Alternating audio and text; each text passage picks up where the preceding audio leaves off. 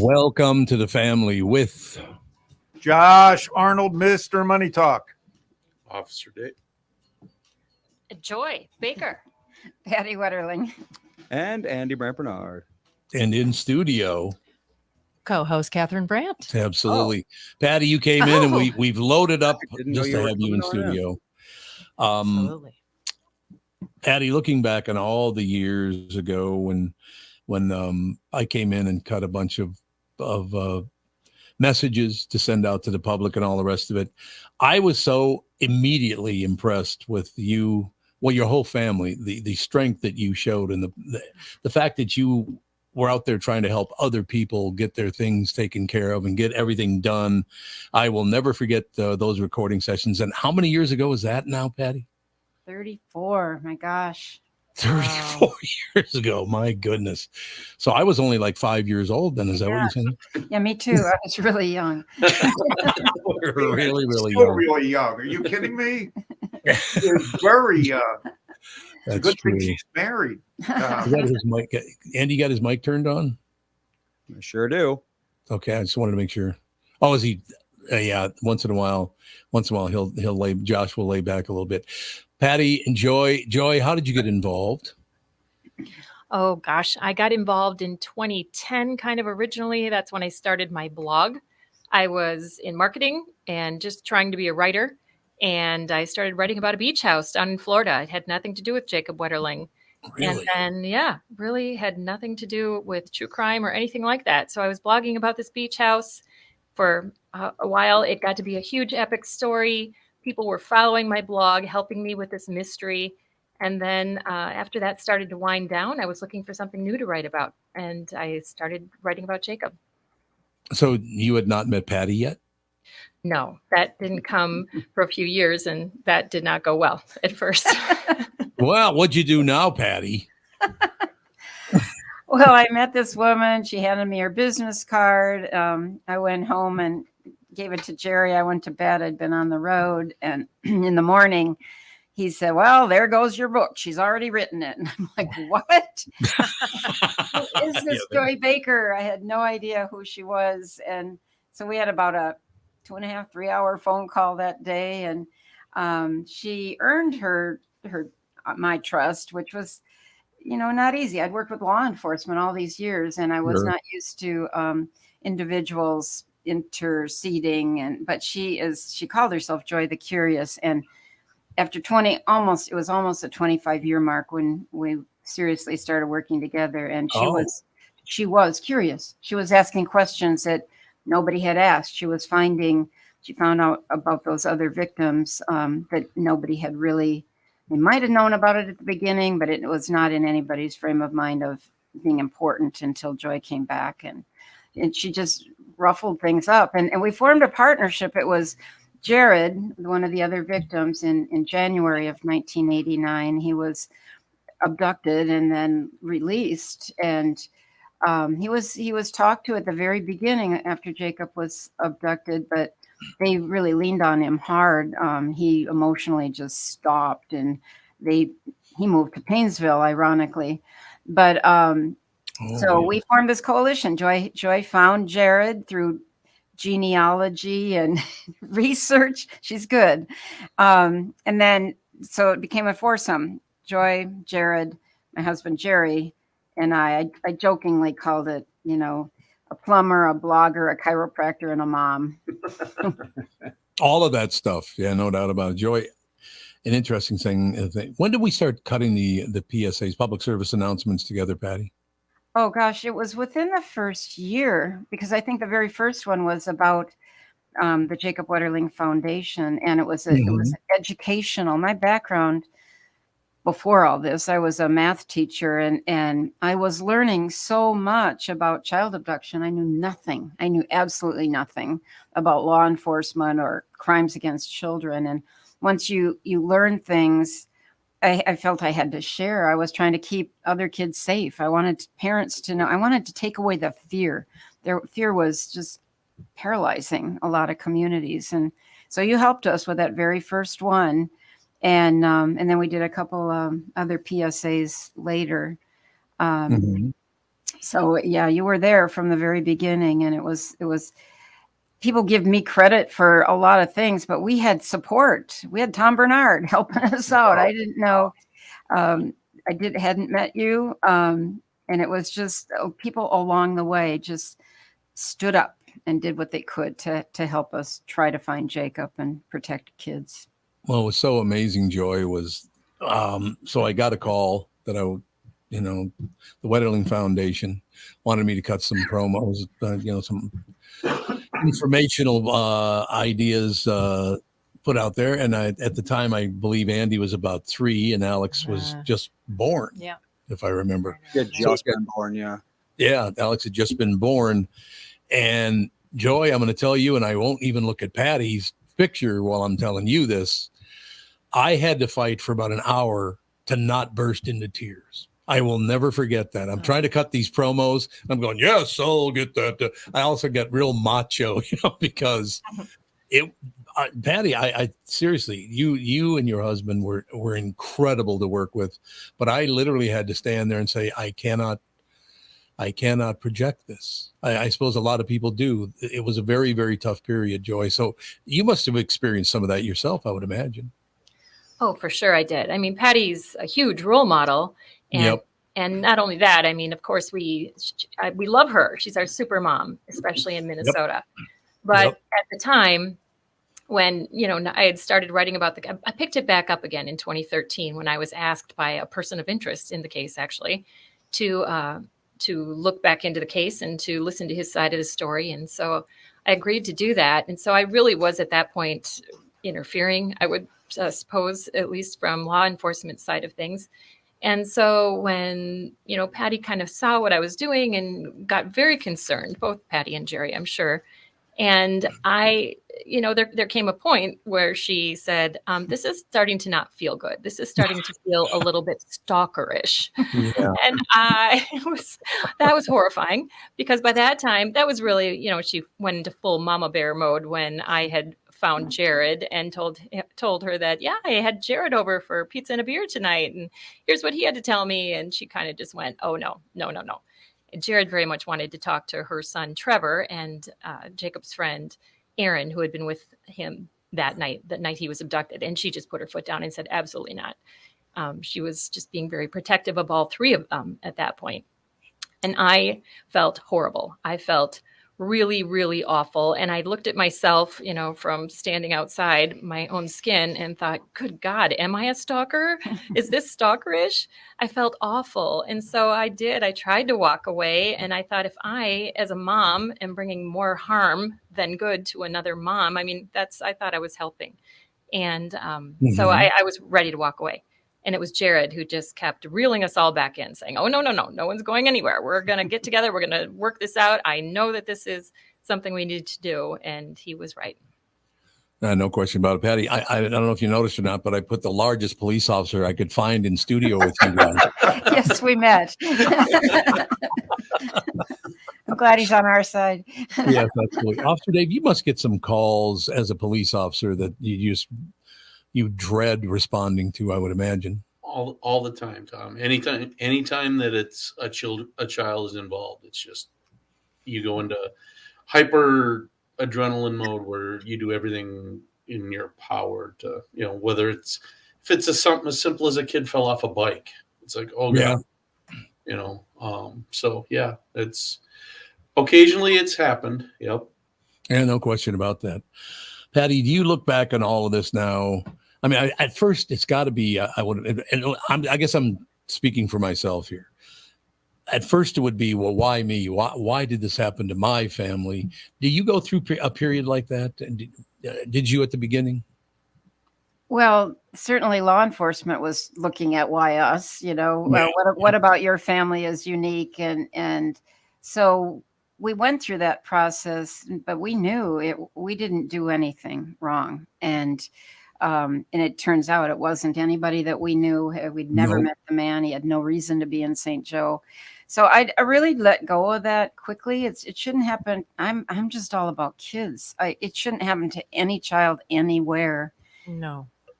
And so that was our focus, was trying to to protect children from having this happen. And as we learned things along the way, I tried to get them out. And but so I didn't do the why me thing and why Jacob. Really, I really didn't. But I just really think it should never happen.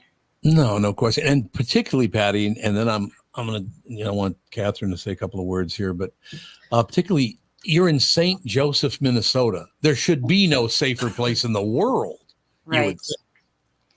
Right. And Jerry, being a chiropractor, knows almost everybody in town.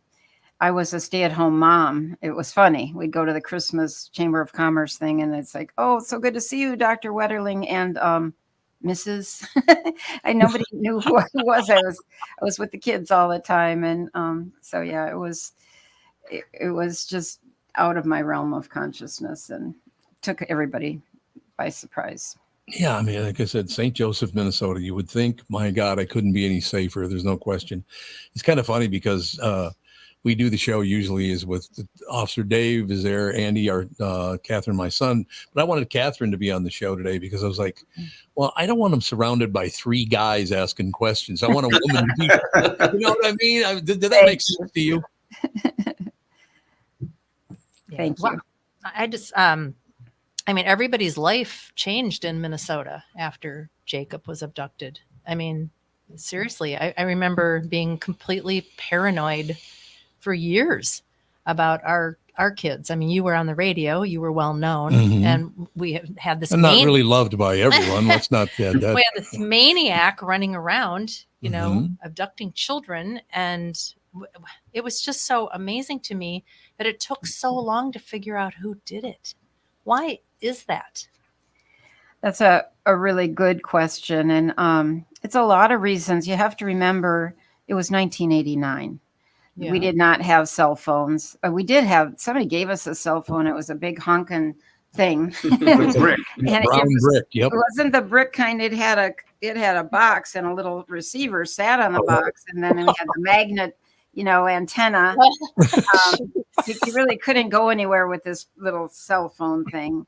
They literally, the telephone company came and dropped a second line across our yard so the police could reach us, and we'd leave our home phone line open in case somebody called. But they literally dropped the line. You could see it across the backyard. So what happened was they collected amazing evidence. They did a really good job. Charlie Graft was sheriff, and he had like 40 years of law enforcement. He pulled in everybody he could think of to come and help with the horses and the dogs, and National Guard came in. Everybody did what they could. But it wasn't enough. This man's name came up early on, and he was arrested in January. But it was weren't they looking into Jared's abduction at that point in time? He was looked at as a suspect, and it didn't. There was nothing, and there was no evidence to hold him. So they followed him. They checked with coworkers. They did investigate the man. He had no prior record. He wouldn't have been on a sex offender registry even if we'd had one.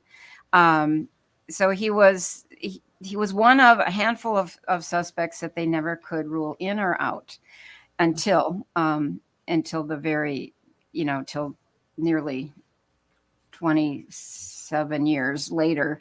And his name had come up again. I'm trying to, I look to Joy for the timelines of things. Because about this point, my mind just started getting scrambled all over again. Yep. It was a crazy, crazy time. They didn't have enough. He was suspicious. They didn't have enough to pull him in. Everybody says they had the tire track and the shoe, but it wasn't identifiable. It wasn't forensically just his. Anybody who wore that size shoe, it could have been you, or anybody who bought those kind of Sears tires for that size car, it could have been you. It wasn't. There was no snag on the tire, or he didn't wear his shoes off at the heel or anything. It was nothing unique. Nothing specific to that one person, which a lot of people don't understand. To actually tie somebody to a crime, you've got to physically put that one person Yeah, isn't it true singular that person. no amount of circumstantial evidence is enough? Exactly. Yeah. Yep. Exactly. And so, but the media would show it, and visually it looked like a match. So, but that wasn't enough. So eventually they did have enough with this man. Just a lot of things came forward, and they had enough to do a search warrant. So when they did the search, they were looking for anything Jared and anything Jacob. Actually, what else? I forgot. My timeline is mixed up. When a cold case review team came back, it was before the 25th anniversary, or yeah, Jerry and I went and talked to the sheriff, and it's like, we want the team back. You've had it for almost 25 years, and we want the original team back. It was the BCA, the FBI, the Tri-County Major Crime Unit. We wanted everybody to take a fresh look. And by this time, we were working with Joy, and she had come up with a lot of other information as well. So the sheriff called a meeting, and he literally said, "Patty's upset. Go ahead, Patty." I said, "Well, you didn't have to ask twice." I had research. I knew that there were kids who'd come home after 20 years, 27 years. I knew that we needed answers, and that it was time to do more. So they revisited Jared's case and Jacob's case, and reran some evidence in Jared's case, and they got a hit on Danny Heinrich. That's probably the only time you'll hear me say his name. So Yes. there was enough, but the statute of limitations had run out. That's been fixed too, but they couldn't charge him for that abduction and sexual assault, but they could get a search warrant. So then when they did that, We learned so much as law enforcement from what you guys went through that, well, we have to remove this, we have to change this. This has to be fixed. right. So I thought that there was no statute of limitations on murder. Is that in my own brain? There's not. So that Okay. is why they were able to get their search warrant, and they were able to do what they did, because they were now moving to the possibility of a murder case. Okay. at first, I believe it was just an abduction, and they weren't believing the murder part. There was no evidence Yeah. to suggest Oh, Right. yeah.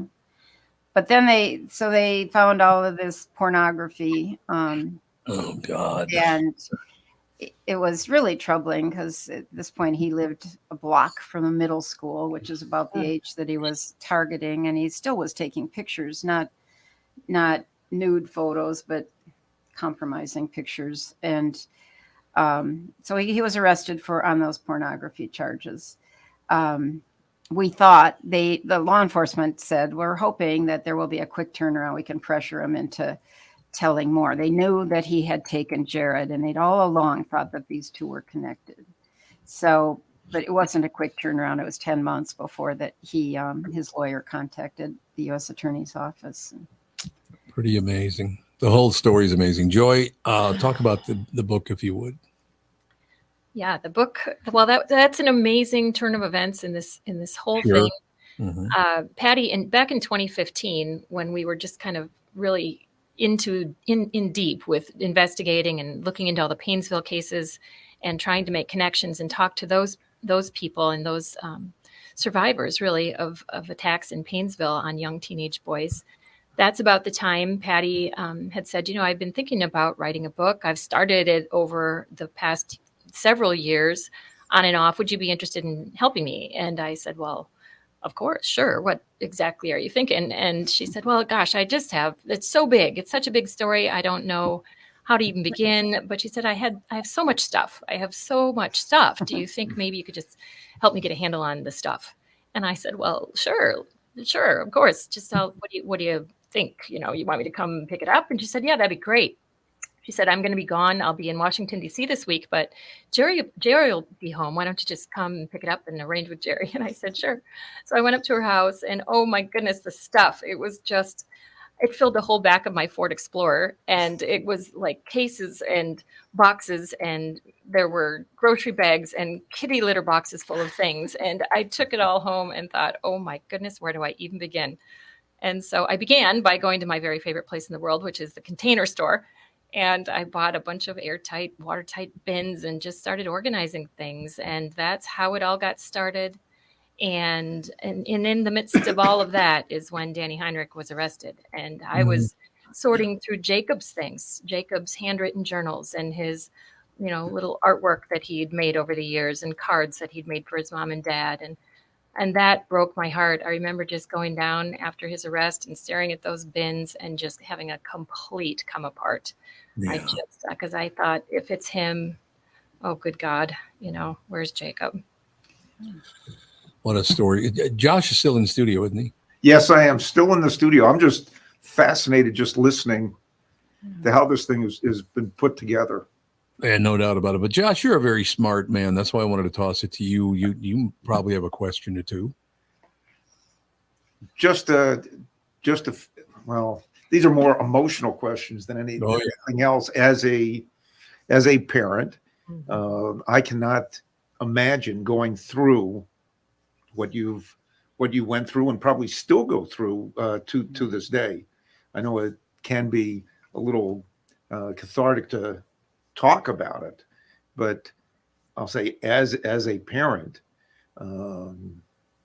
should anything have happened to any of my children, I'd be still devastated to this day, even just bringing it up. So I'll say the power that you have to continue to talk about it and advocate not only for your son, but for other sons and daughters that are out there is truly amazing to me. And the strength that you have to, continue this on. I knew what we were fighting for. I know Jacob. I knew his fun personality. He's smart. He's a good sport. And I could hear him. Honestly, he played goalie, and first of all, he learned how to play hockey, which was fun. But suddenly he wanted to be goalie. I'm like, how can you do this to your mother? Really, it was a lot of pressure. It's all the gear. I like the gear. I like the center of attention. I think that's the center of attention, and knowing that as a goalie you're protecting something, and exactly he obviously was protecting his brother and friend. And when he was goalie, I asked him if it ever bothered him when somebody scored against him, and he's got a great attitude. It's like, no, not really. If it went in, it was a great shot. If I stopped it, that was a great save. And I thought about that all throughout this journey. Whenever another missing child came home, Elizabeth Smart came home after 9 months, and I could hear Jacob in the background saying, that was a great save. We worked hard to get kids to come home. I served on the National Center board, and I actually, when all this went down, I was chair of the board, and we were looking at a nationwide search for a new CEO. So I had my hands full on trying to commit to that. And so Jerry was the strong family person. He could keep up with Joy and Jared and everything that was going on. And I would catch up when I got home. But it's like, think about just for a minute, what would you do to protect your child? You'll do anything. And that's what I just kept going forward and asking questions. I drove Stearns County nuts, I'm sure. I remember one time I got involved in doing law enforcement presentations because I knew that there was very little training back then. And so I was the victim perspective, how to work with these families. And we set up a program to network. And so I knew I'd worked with lots and lots of families, and I could do these trainings. At the time, 1989, the FBI was in charge of our case. They all came from the bank robbery division. And, as a parent, you want people to know exactly what they're doing. Yeah. So I lost my train of thought where I was going with this whole story. But it was Jacob. I swear he has a very strong spirit, and he guided this journey. Trevor said it best. He said he wasn't ready to go. He still had work to do. Well, and I think Patty's being very humble, as she always is, but she said something to the effect of, how far would any parent go to protect their kid? Well, yes, of course, we would all go to great lengths, but she went beyond that. She went beyond and beyond over and over and over again. And it was so very important for me to have her write this book in her own words. And I think, I called her super mom before, and that is, we go out on these events now and do these speaking events and book signings. And I can't tell you, especially the moms who come up and just want to hug her and want their photo taken with her and to tell her, oh my gosh, I remember exactly where I was when Jacob was taken. And every single person has a story to tell, and she's got an X factor about her. And when we started writing this book, I said, Patty, people are going to want to know where this strength comes from. I mean, surely this didn't come from nowhere. Surely there have been things in your background, in your growing up years, that affected you, that caused you to have this strength. And she has an amazing, amazing backstory. And I was fascinated to hear all of it. So fascinated, in fact, that our book was like 600 and some odd pages before we had to cut it all down, which was so hard because a lot of that had to go. That was, I think, really painful for Patty. Maybe you write another book. We should. I could. I could write part 1 and part 2 of Patty Wetterling. Yeah, the editing part was really hard because we stopped writing after Heinrich was after we had answers, and Jacob, we brought him home, not the way we wanted to, but I was devastated, and it took about 2 years, and Joy did a lot of coaching, and it's like, start with, tell me about, where were you born? Just so I could write about safe topics. And so that's where the whole beginning was. And we had written a lot of the book. During COVID, we rented an Airbnb. VRBO, Yeah, VRBO. Mm-hmm. We isolated and did everything precautionary and brought a ton of groceries and stayed in this house thinking we were going to finish this book, and met with an editor, coach person, and she pretty much said, no, you can't go 100 pages before you get to Jacob's abduction. You got to. So we had to start over. It was probably the third time we'd started over. Yeah. But it was a whole different book. I had started to write the book as one more way for people to keep Jacob's story alive and to keep hope alive and to keep people searching and protecting their own children. And now it was a different book. And you used the word cathartic. It was, for me, I had never stopped to look back. I was constantly, what are we going to do next? I got to keep Jacob's story out. That's the way kids are found, is when there's their name and their story and their pictures out there. And I was constantly, what's next? And after he was found, I did go through a really horrible time of feeling futility. What was my life what was that all about?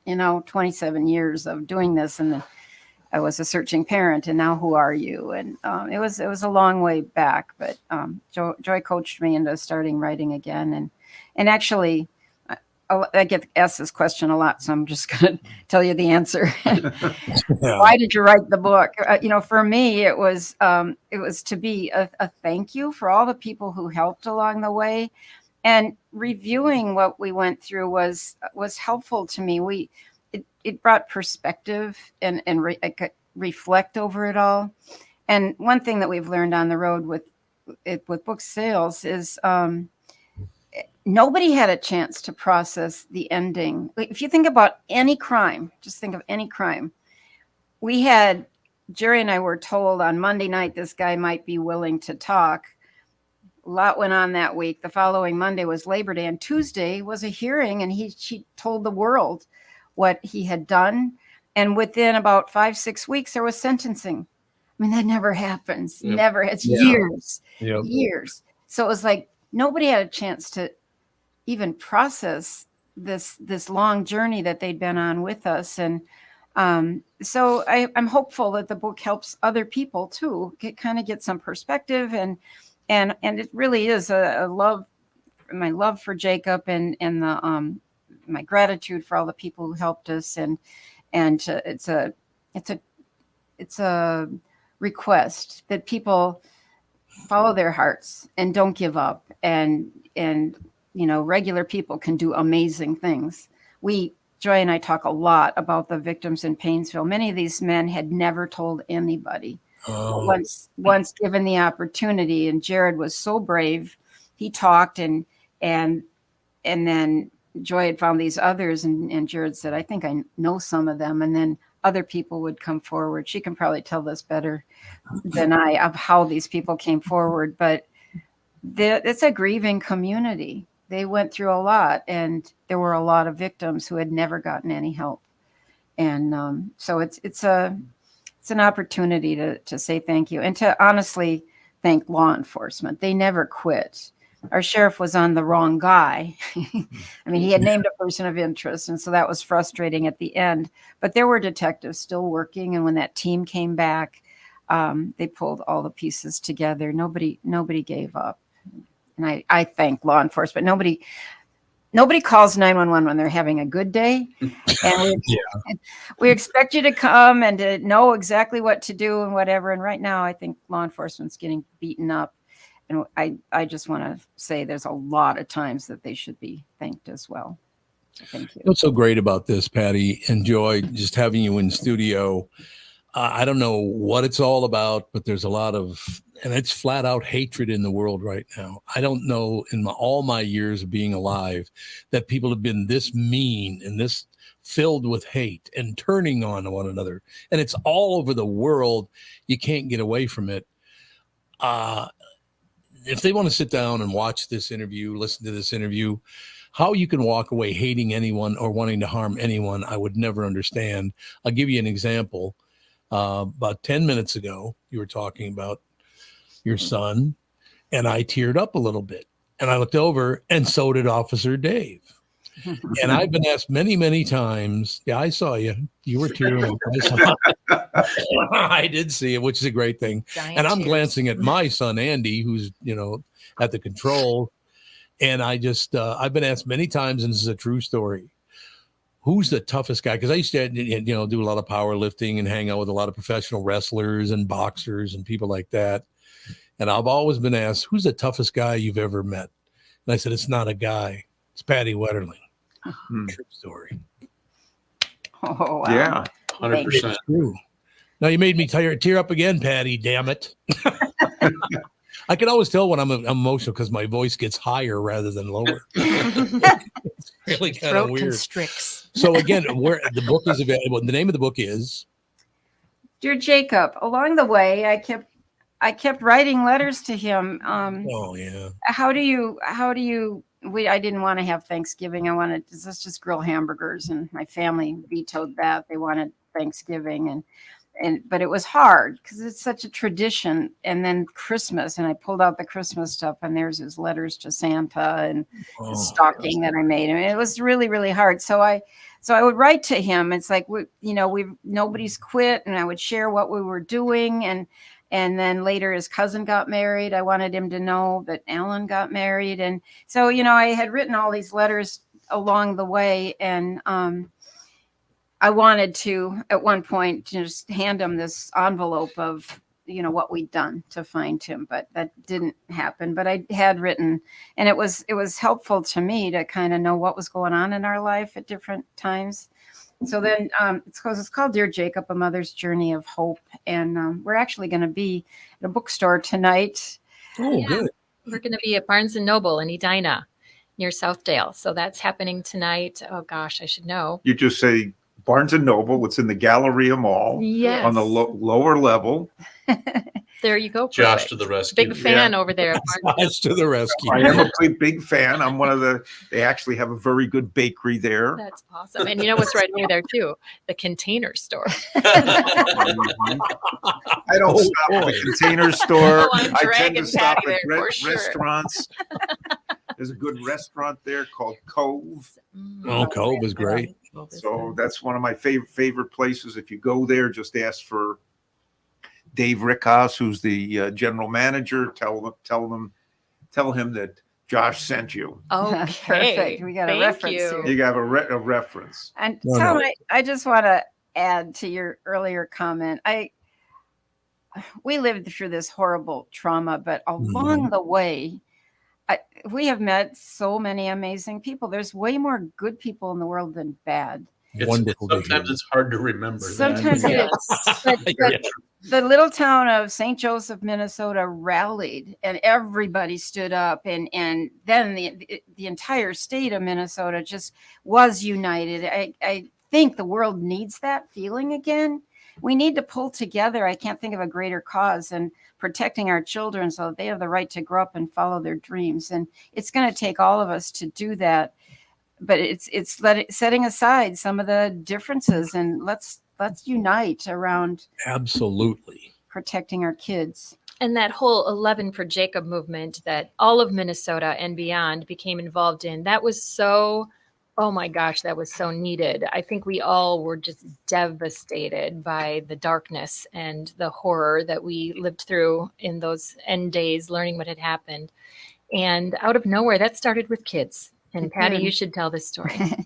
We, one of my friends at the National Center for Missing and Exploited Children had a nephew after Jacob was found, and he wanted to put 11 on his cheek for a soccer tournament that weekend. So they called for permission, and Jerry and I thought that was an amazing thing. And it came from an 11-year-old kid out in Arlington, Virginia, or Alexandria, Virginia. So then our office, in their brilliance, thought, but it should stand for something. And so they took all of the talks and everything that they'd ever heard me say about Jacob and put them down. And I have the list. We can post it on your site. But suddenly it turned from this horrible, devastating news of how Jacob had been killed to talking about how he lived. Right. And how we want other kids to live. And it's so often this issue gets tied to sex education. It's not that. It's about being a decent human being. Be fair, be kind, be understanding, be honest, be thankful, be a good sport, be a good friend, be joyful, be generous, be gentle with others, and be positive. And I truly believe if we nurtured these in our children growing up, we would have citizens who wouldn't grow up to harm another. And I want that to be his legacy, and I want that to be the world that we still believe in. I love that. Isn't that just magnificent? I mean, it's just a wonderful message. We need a lot more people like you. And by the way, Patty, I got to say one thing. Last time I saw you was about 30 years ago? Is that right? Probably. Probably 30 years ago. Why don't you look any older? I think it's you check your vision lately. I had a lot of wrinkles. I earned every one of them. Yeah, I bet you earned every wrinkle you have. You're so strong. And Joy, thank you very much for doing the book in the first place. It's just one of those situations where I will never forget the honor it has been in my life to have met the Wetterlings. It was just watching them while I'm talking about these things on microphone. They're played all over the United States, and it taught me a lot about what real people are all about. You're a very real, you're a very real couple, very, very nice people. And there are all these other people out there that, there's some people I don't like very much, these people that want to do nothing but what you were talking about. Stir the pot and cause hatred, and I'm upset. I'm a victim. Everybody's a victim. Patty, how do you deal with that when you see people on TV going, "Oh, I'm a victim"? No, you're not. Well, no, everybody has something going on in their life, and that's what I think we've been tying into this energy with the book. I've talked to parents who've lost kids to disease, cancer, car accidents, suicide, and people will often say, but it's not the same as, but part of it is. Yeah. It's the loss of a child, and it's not the way it's supposed to be. That's not the order of things. We're not supposed to outlive our children. And I feel, I don't know. It was Jacob who pulled me out of the dark and looking towards the light. And I feel for people who are in that dark place and hope that they can get some help. And I had a lot of counseling, and actually Jerry and I were struggling, and it was 2 BCA agents who came and talked to us. they'd send Denny and Joelle whenever something was coming down. We're going to polygraph your husband. And, it was always Denny and Joelle. But this time they came and they said, we're both divorced. It's not uncommon in law enforcement, but we can see you're struggling. You need to get some help. We want Jacob to have a home to come home to.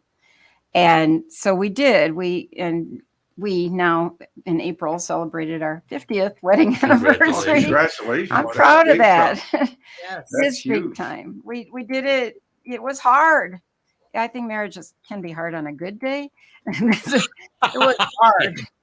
It was hard getting through this, but he's a good man, and I'm so grateful. And our kids are better because of it. I just want to point out that when you said that some of the good days are hard, Catherine looked right at me. So thank you. That really You need worked out more well. time. No, I don't know cannot why. blame You're you. such a joy. Oh, Wow. Oh my she's goodness. super proud of you, Joy. Wow. Yeah, Joy's sitting right there. You took a shot at her. Unbelievable. So, Joy, tell me the book. Are you real happy? Well, look, you said it was 600 pages long. There might be a part 2, maybe. Yeah. I don't know. No, we managed to whittle it down to 300 and some odd pages, but yeah, it's something we're both really, really proud of. And it was so hard to write for all the reasons. Of course, when we started, Patty mentioned it was really, I would say, a legacy piece. I wanted her to write her own memoir in her words and it to be a tribute to her and to Jacob. And then in the middle of all of it, there was a whole new ending that we had to write, and we didn't even know how or if we should continue on. And Patty mentioned how she struggled. We had to set it away for 2 years. From 2016 to 2018, we didn't write at all, not a thing. Okay. And it was really a friend of mine, a friend of a friend, actually, who offered us her cabin. She said, Joy, you guys, you need to write this book. You need to finish this. Patty needs to finish this book. And she offered us her cabin, which happens to be on Lake Coronis in Paynesville. And so Paynesville has stepped it up again and again and again. The people of Paynesville are amazing, and they have been through so much. Gosh, on top of everything, on top of all the victimization that took place there, then to find out that Jacob, that is where they found him. I mean, it was just one thing on top of another, and they have really tried, hard to rally up from that, and they have. So I'm proud of this book. I'm so proud of them for coming forward, and I'm so incredibly proud of Jared. Jared was the game changer in all of this. He was the one, the catalyst, that he had an open case too. And so he had the merit to go forward and to go to the law enforcement and say, I need answers. What's going on with my case? What's happening here? And because he did that, that is what pushed things forward. It's an amazing story. And you could tell me it's none of my business, Patty, no question about it. But I still find myself about 3-4 times a week talking to my mother, who's no longer with us. Do you once in a while talk to Jacob? Oh, I do. Yeah. I see him. He had made this art project. It was an eagle when he was in 5th grade. And eagles seem to follow us wherever we go. So I see these eagles. It's like, hi, Jake. He's still with me, and it's strengthening. It is because, he was a gift. It was way too short of our time with him. But honestly, I can still hear him cheering when we find other missing kids. And I can still see him. My mom passed away as well, and my sister, and he's in good company. Jerry's parents. So, he's been well loved, and but he still comes to me in dreams and in eagles. Well, my mother comes to me in dreams, but she's always yelling at me when she does. So. Can you blame her, Tom? Come on. No, I do not blame her. I cannot tell you what an honor it is to have both of you in studio. The fact that you came in and did this. It's always been a very special thing to me, and to be personally involved in the situation. That's why all these 30 some years later, I still tear up thinking about it. And it's because I was so emotionally involved. I can't believe how high my voice is. I can't even talk to my natural voice. But in any case, thank you so much, both of you. And where's the book signing tonight again? It's at Barnes & Noble in Edina, the Galleria. And I want to say it starts at 7, might be 5. Don't quote me on that.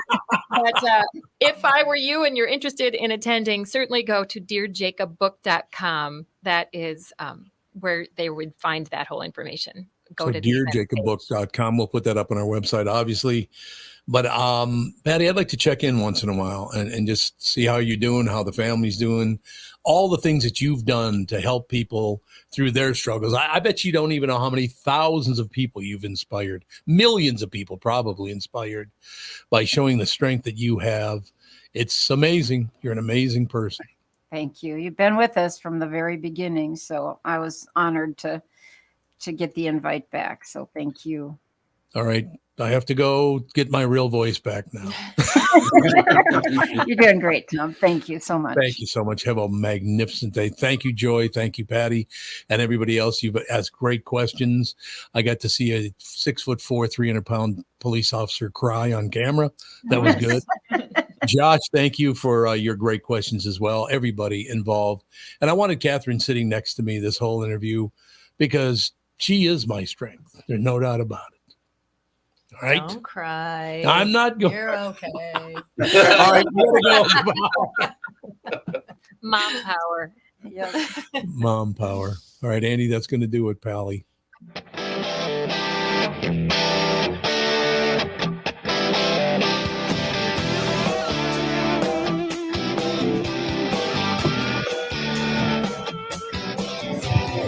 You